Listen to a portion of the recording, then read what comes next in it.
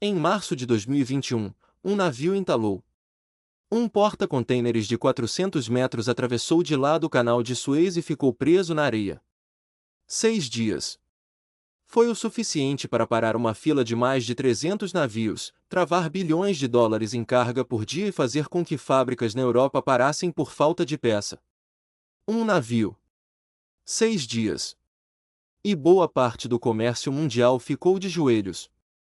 O mapa que a gente aprendeu na escola mostra o comércio global como uma teia, milhares de rotas ligando todo mundo a todo mundo.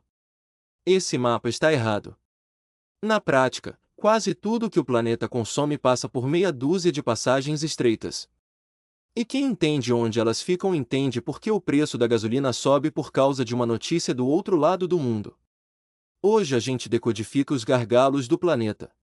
Primeiro, um dado que reorganiza a cabeça: cerca de 80% de tudo que é comercializado entre países, em volume, viaja por navio.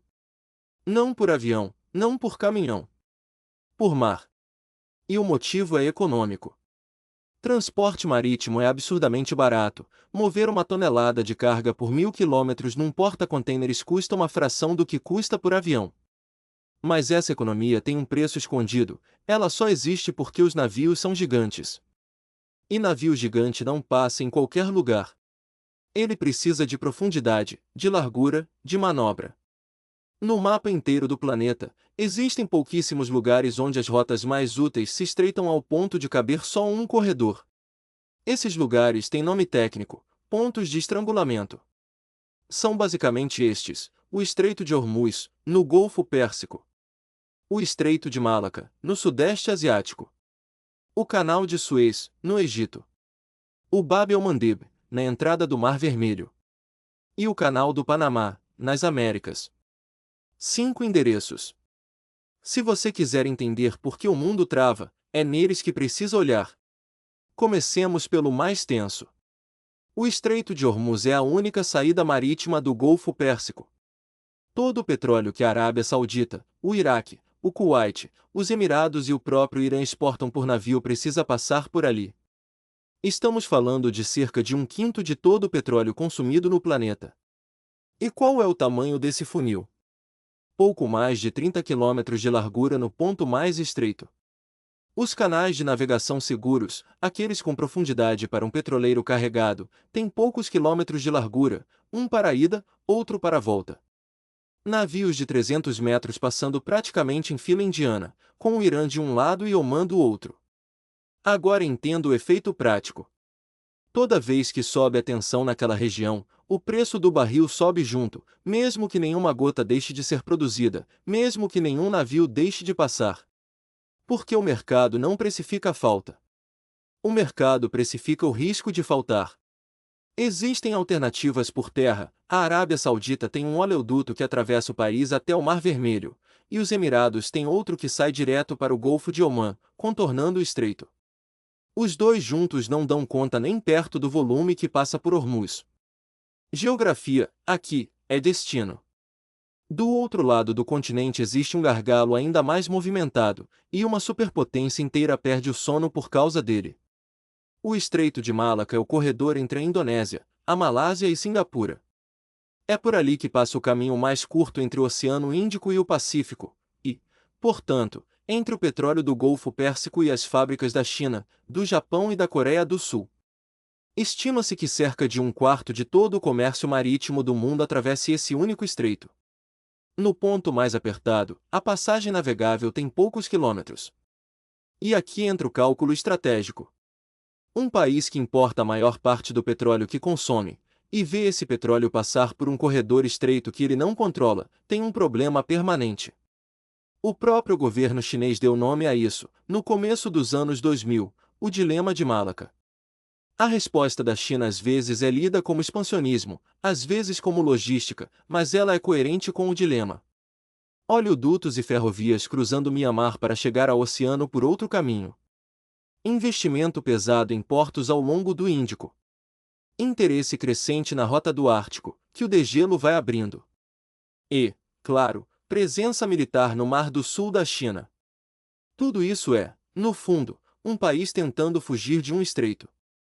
O Canal de Suez foi inaugurado em 1869 e resolveu um problema geográfico enorme: ligar o Mediterrâneo ao Mar Vermelho sem precisar contornar a África inteira.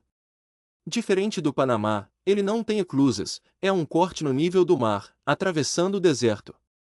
A conta que ele oferece é simples: quem vai da Ásia para a Europa por Suez economiza cerca de 10 dias de viagem em relação à rota pelo Cabo da Boa Esperança. 10 dias significam combustível, tripulação, juros sobre a carga parada e dias a mais de prateleira vazia. Foi por isso que o encalhe de 2021 doeu tanto. Mas o teste mais duro veio depois, quando ataques a navios na região do Mar Vermelho fizeram grandes armadores tomarem uma decisão que parecia impensável: simplesmente deixar de usar o canal e voltar a contornar a África, como no século XIX. O resultado foi duplo. Fretes mais caros no mundo inteiro, porque cada navio passou a demorar mais para completar cada viagem, o que reduz a frota disponível. E um rombo direto nas contas do Egito, que depende dos pedágios do canal como uma de suas maiores fontes de dólar. Um gargalo não precisa ser fechado para causar estrago. Basta ficar arriscado demais. O Canal do Panamá tem uma peculiaridade que quase ninguém percebe: ele funciona a água doce. As eclusas erguem os navios até um lago artificial, no alto, e depois os descem do outro lado. Cada travessia despeja no mar milhões de litros vindos desse lago, que é abastecido por chuva. É o único gargalo do planeta que depende do clima para funcionar. Quando veio uma seca forte, a autoridade do canal teve que fazer algo que soa absurdo para uma infraestrutura desse porte: reduzir o número de navios por dia. Menos vagas para a mesma fila. E aí o mercado fez o que o mercado faz: as vagas foram a leilão, e empresas pagaram valores milionários só para furar a fila. Isso revela a natureza real do negócio. O canal não vende passagem. Vende tempo. E quando o tempo fica escasso, o preço vai ao teto. Até aqui, tudo que vimos é geografia. Mas os gargalos mais perigosos do século XXI talvez não estejam em nenhum estreito. O primeiro é a internet. Cerca de 99% do tráfego de dados entre continentes não vai por satélite, vai por cabos de fibra ótica deitados no fundo do mar. E esses cabos seguem, em boa parte, exatamente as mesmas rotas dos navios, inclusive pelo Mar Vermelho. Quando alguns desses cabos foram rompidos, parte do tráfego entre Ásia e Europa precisou ser desviada às pressas. A internet é resiliente, mas ela também tem funis. O segundo é industrial.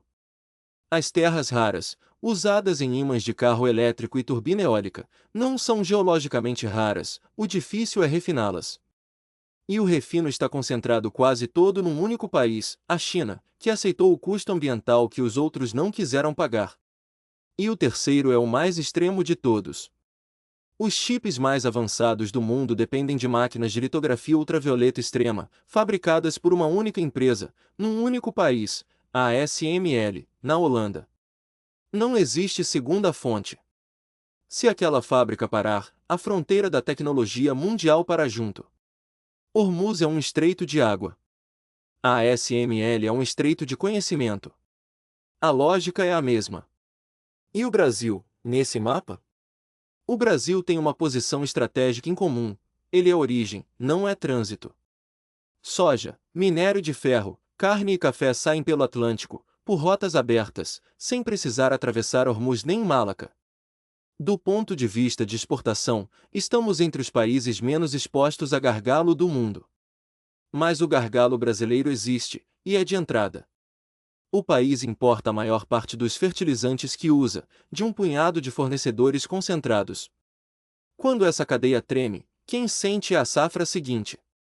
Somos vulneráveis não no que vendemos, e sim no que precisamos comprar para poder vender. E existe um gargalo do qual o Brasil é o dono: o nióbio, concentrado quase todo em Minas Gerais.